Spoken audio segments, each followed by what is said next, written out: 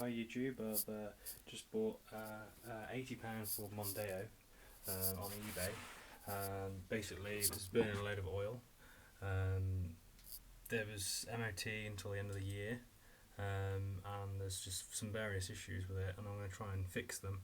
Hopefully I can try and I think it's the oil rings that are actually blown or stuck, so I'm going to try and actually do that now. I'll just show you the car.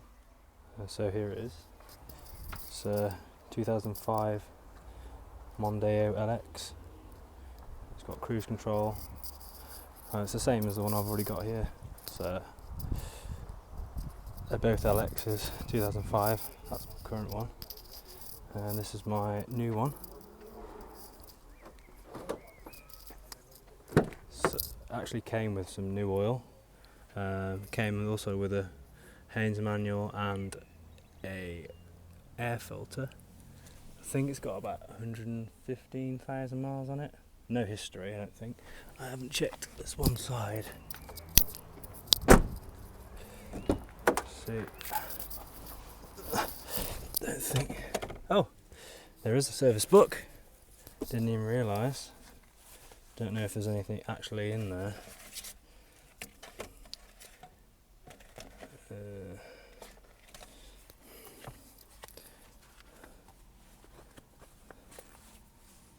It's audio.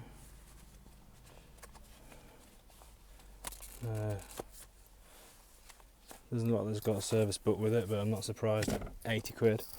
It's pretty dirty. But hopefully I can clean all that stuff up. I've bought some Red X. I'm going to stick that down the cylinder bores, hopefully, and that will possibly uncoke the oil control rings. As you can see, I've started it up and it's quite smoky. Could just do with a good clean up, so I'll post some progress on it as I go along. Just thought I'd quickly show you guys the engine bay. As you can see, it's pretty dirty. I did top up the oil the other day, and obviously it's really smoky, so I really suspect it's the oil control rings that are going. It has had a new ignition coil on it. No idea when it was last serviced, so I'm hopefully, fingers crossed, that it's just gunked up the oil control rings, and with some Red X and some oil flush and new oil it might rectify it. If I can't do it, then I'll probably have to break it for spares, unfortunately, but we'll see how we go. Right, so now I'm going to run the engine up to heat it up, to warm it up, and then I'll pour this Red X in. A real common problem with these engines is the swirl flaps, and you can hear on this one the swirl flaps are actually rattling. If I take this off, you'll hear the clicking go away.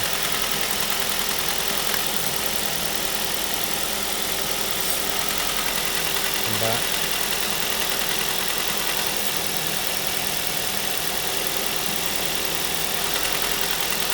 So I'll have to do that later on as well.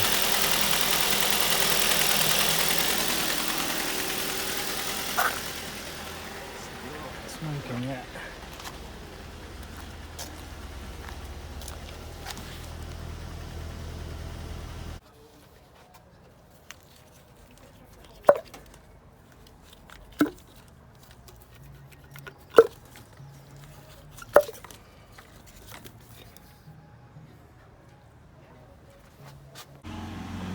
So now I've had the plugs out. They're very, very oily. Each one.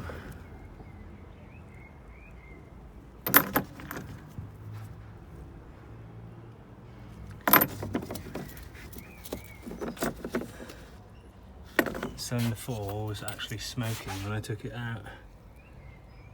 So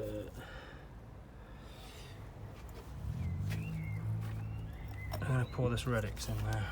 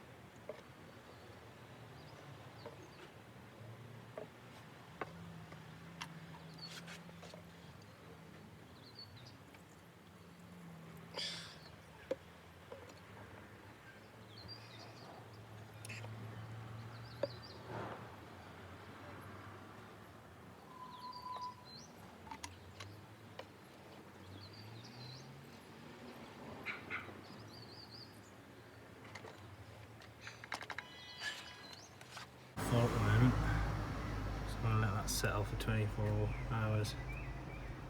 So I've just put those back in just to cover up the holes, and now I'm going to tackle the rattly inlet manifold. I've just realised it's got a brand new battery on it, which is good, so I'll get at that now. You can see I've made some progress. Take the battery off, airbox, I take all the wiring loom out, and then I should be able to get this out. Yeah, I've got it to the stage now, just need to pull it out of that gap. It's quite fiddly.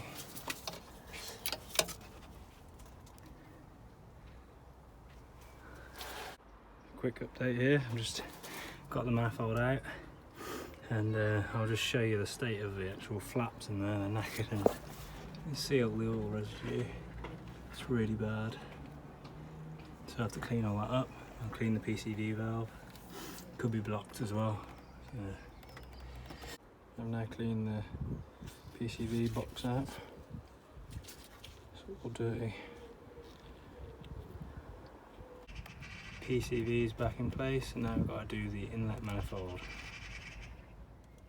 So this is the inlet manifold. I'm just taken off, ready for cleaning. And you can see these swirl flaps are really common on these Duratec's. They fail. The bearing's gone at the end. It's a plastic bearing, and they come apart and they fall into the cylinder and they destroy the engine. So the simple fix for this is just to remove them all together, take the rod out, take the flaps out. There's quite a few videos of this on YouTube of removing, and when the car's running, these shake. It causes a big rattle as well. I've never had to block them up. I just take out the shaft and just put this thing back on the end. I never had any problems with air leaks, so I'll show you the before and after once that's done. Okay, so the shaft's removed and the swirl flaps removed. I've cleaned the whole manifold out with some thinners, petrol, got all the gunk out, so now it's ready to go back together. So it's the next day. I've just put all the manifold back on, put the battery back in, the airbox back in, put the spark plugs back in. So now I'm going to see what happens. See if hopefully it'll blow the crap out and it might stop smoking. And then once I can do that, I can refill it with some clean oil and some flushing oil, and then run it for a little while. So I'll let you know on updates. Okay, I'm going to start it up now, see what happens.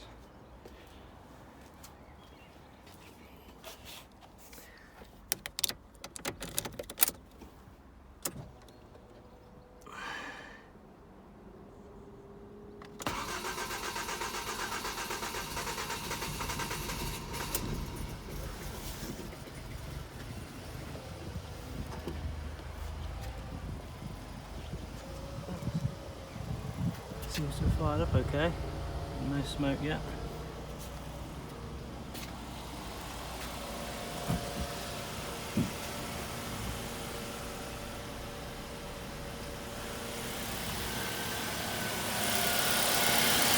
Sounds loads smoother.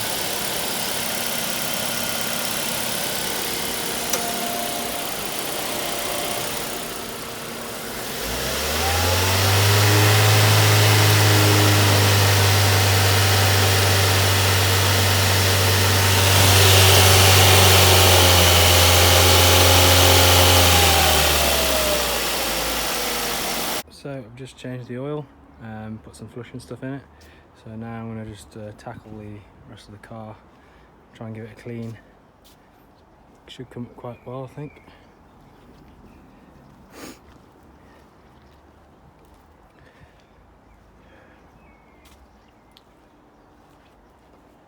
I'm going to give the engine bay a clean as well, I think, while I'm at it. So fingers crossed, come up alright. Right, so I've cleaned the car now. It's come up quite well.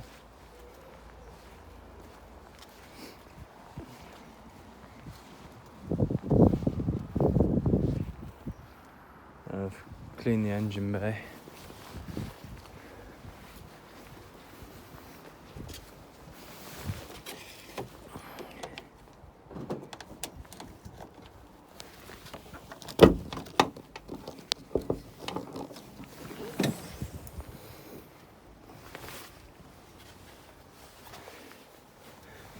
put some more Red X down here to try and free up the carbon. I'm going to keep doing that for the next day or so still. It still smokes a little bit, so we're getting there though. Going to tackle the interior now.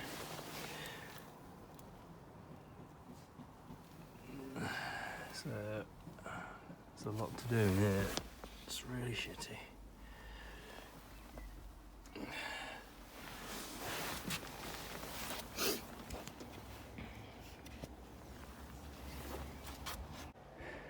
Right, so we've finished cleaning it inside and out now. I'm just gonna try and work on some of the scratches. See the inside.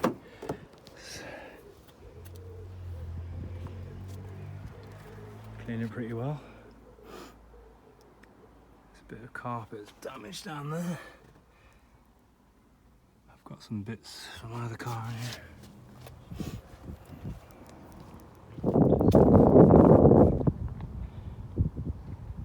Gonna try and remove that scratch on that wing.